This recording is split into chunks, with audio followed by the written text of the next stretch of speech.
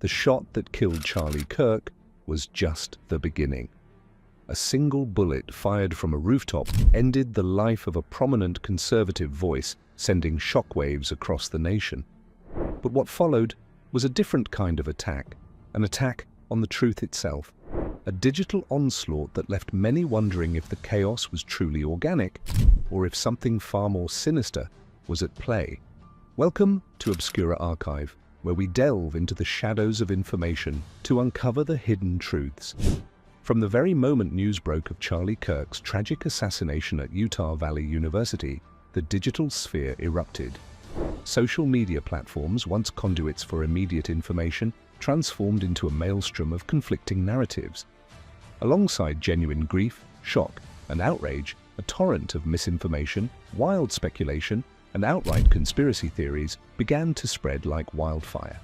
It was a dizzying, disorienting experience for anyone trying to make sense of the tragedy, a cacophony of voices vying for attention, often at the expense of accuracy. But what if this wasn't just the usual online frenzy, the predictable aftermath of a high-profile event in our hyper-connected world? What if the very outrage, the very division that erupted, was not a spontaneous reaction, but a carefully orchestrated campaign? A campaign designed not just to spread false information, but to exploit a national tragedy for geopolitical gain, to deepen existing societal fractures, and to undermine the very fabric of our discourse? In this video, we're going to dive deep into a disturbing conspiracy theory, the idea that foreign players actively work to stir up controversy and deepen divides in the wake of Charlie Kirk's death. We'll meticulously examine the evidence, the official warnings from high-ranking government officials, and the recurring patterns that strongly suggest the outrage itself might have been a weapon in a larger, unseen information war. Let's first set the scene, revisiting the tragic events of September 10th, 2025. Charlie Kirk, the dynamic founder of Turning Point USA and a staunch ally of former President Donald Trump, was fatally shot while speaking at a public event. The details were shocking, a single, precise shot from a distant rooftop, suggesting a calculated act. A massive manhunt was immediately launched, and the nation grappled with yet another act of political violence that seemed to strike at the heart of public discourse. Almost instantaneously, the digital landscape became a volatile battleground of narratives. Within mere hours, social media platforms were inundated with a deluge of false claims, many of which were quickly amplified. We saw graphic videos taken completely out of context, old footage repurposed to falsely identify suspects, and even meticulously fabricated headlines designed not just to mislead, but to sow profound confusion and distrust among the public. Do you remember this one? A fake CNN headline, dated years before the actual event, quoting Kirk saying, and I quote, "If somebody ever shoots me through the neck during a speech in Utah in 2025, I low-key think that rocks." This was a complete fabrication, a cruel and cynical attempt to mock the victim and further polarize public opinion, yet it spread like wildfire across platforms. Then there were the misidentified suspects, innocent individuals whose images were ripped from unrelated events and plastered across the internet, falsely accused of being the assassin. We even saw a man in Toronto falsely accused, highlighting the very real, devastating harm caused by this unchecked, irresponsible spread of misinformation. These aren't just digital blips, they have tangible consequences for real people. This initial wave of chaos wasn't just random noise, nor was it simply the result of well-meaning but misinformed individuals. It created a fertile ground, a perfect storm for deeper, more insidious narratives to take root. And that's precisely where the real conspiracy theory, the one we're investigating today on Obscura Archive, begins to emerge. The deliberate manipulation of this chaos by external forces. While the initial surge of misinformation might be dismissed as the usual online hysteria, a predictable outcome of a major news event, what came next was far more concerning and far more indicative of a deliberate strategy. Because shortly after the assassination, official voices from within the US government began to speak out, not just about misinformation in general, but about specific targeted interference from foreign powers. This shifted the conversation from mere online noise to a potential act of information warfare. Our first major indicator came from Deputy Secretary of State Christopher Landau. He issued a stark and unprecedented warning to foreigners residing within the United States. Landau publicly stated he was disgusted to see some on social media praising, rationalizing, or making light of the event, and he directed consular officials to take appropriate action. This wasn't just a diplomatic nicety or a general condemnation, it was a clear, unambiguous signal that the US government was actively tracking foreign individuals' reactions and considered them potentially problematic. It implied a deep-seated concern that foreign actors might be attempting to influence or exploit the tragedy for their own ends, testing the waters for a broader campaign. But the most direct, and arguably the most alarming claim, came from Utah Governor Spencer Cox. In a joint news conference with FBI Director Kash Patel, a setting typically reserved for critical national security updates, Governor Cox dropped what can only be described as a bombshell. He explicitly warned the public about sophisticated disinformation campaigns originating directly from Russia and China, campaigns specifically aimed at inciting violence and deepening societal divisions in the aftermath of Kirk's killing. Our adversaries want violence. We have bots from Russia, China, all over the world that are trying to instill disinformation and encourage violence. I would encourage you to ignore those. This statement is a critical piece of the puzzle, providing a direct link between the chaos online and state-sponsored actors. It's not just general misinformation, it's a direct accusation from a US official pointing fingers at specific state actors, Russia and China, and outlining their alleged nefarious intent to encourage violence. This moves the conversation beyond mere online noise to a clear and present danger of information warfare, where a domestic tragedy is leveraged as a tool for geopolitical objectives. The implications are profound. Our own internal conflicts are being weaponized by external forces. So, given these alarming official warnings, how does this all tie into the idea of an orchestrated outrage?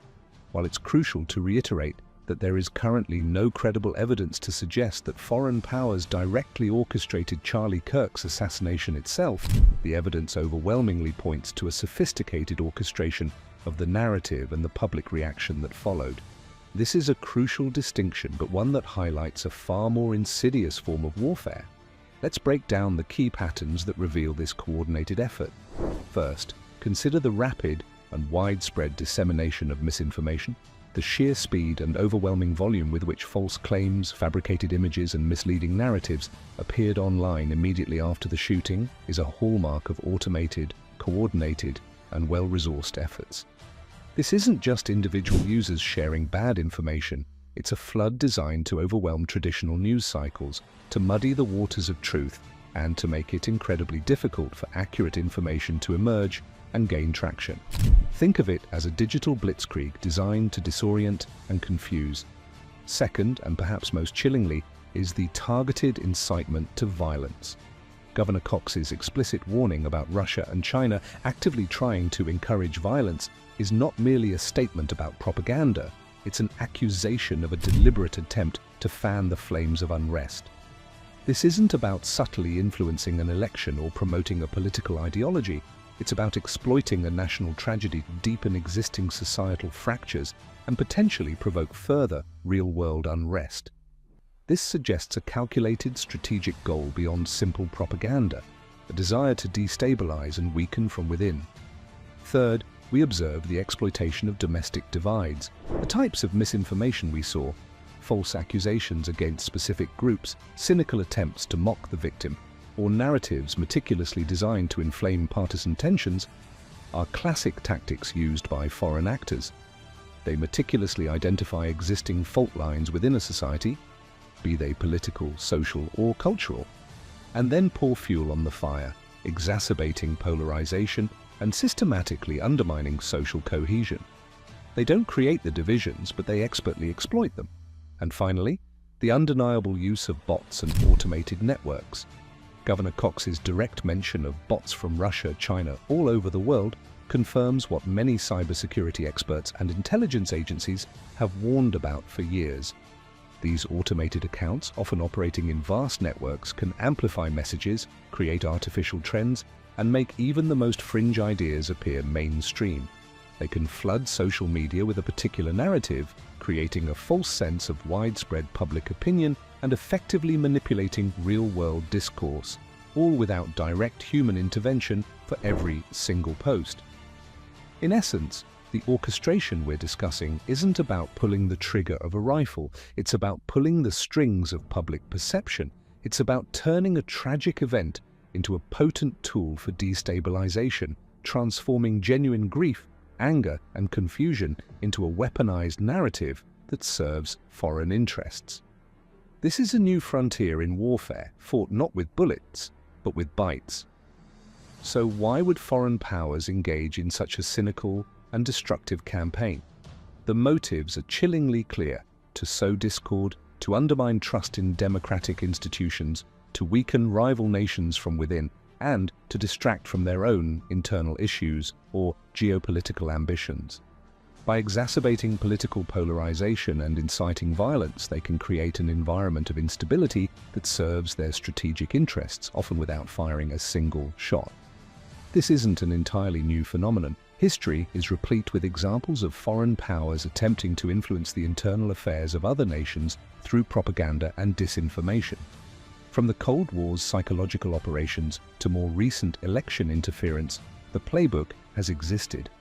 What's new, however, is the unprecedented speed, scale, and sophistication with which these campaigns can be waged in the digital age, particularly through the pervasive reach of social media platforms.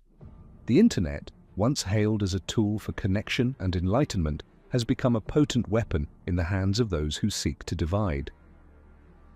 In conclusion, while the investigation into Charlie Kirk's assassination continues and the identity of the shooter remains elusive, the evidence strongly suggests that the outrage and controversy that followed were not entirely organic.